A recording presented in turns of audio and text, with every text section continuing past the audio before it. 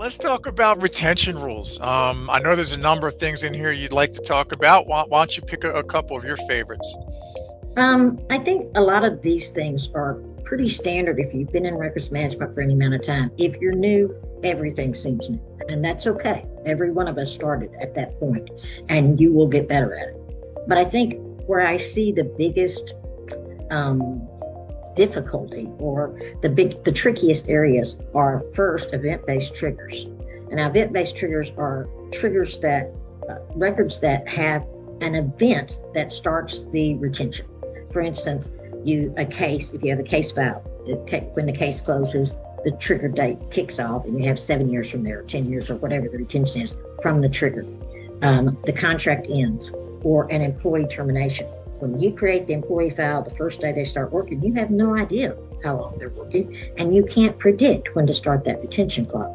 And so event-based triggers are difficult, not because they're hard to understand, but because you have to follow up with them on a frequent basis. In our agency, because we have things that say 7 years from close of contract.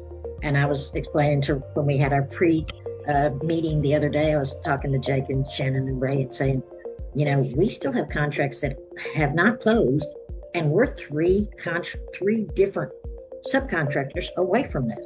We have a contractor that quit working with DOE in 2014, but until the last payment is made and every litigation is solved, that contract's not closed. So every year we have to check on these event-based triggers. Same thing with employees. When somebody quits, do you immediately go to their records and put a trigger date in? No. It's very hard to do. So you have to do that on a schedule. Once a year, we're going to look at everything that doesn't have a trigger date and see what we can fix this year. And the more records you have, the harder that is, obviously. I think the disposition piece is fairly easy. The retention period is given to you for the most part.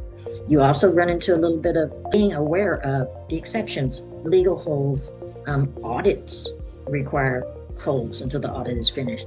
For open FOIA requests, you have certain mission-specific exceptions that, in our case, because of the nuclear industry, we have several mission-specific exceptions right now because the science has not caught up to all of the past. So epidemiological holds, for instance, in nuclear stuff, nothing can be destroyed until all of that's resolved. So I think those are the two hardest pieces, the event-based and the exceptions. Time triggered says 5 years from the day created, or end of fiscal year, or whatever. That's really simple. You know that every 12/31 is the end of the fiscal year every year. That never changes, so that's pretty easy. Or end of fiscal year, September 30th. So most of these are fairly cut and dried, but you have a couple of places where you actually have to follow up and keep, is this hold still legitimate?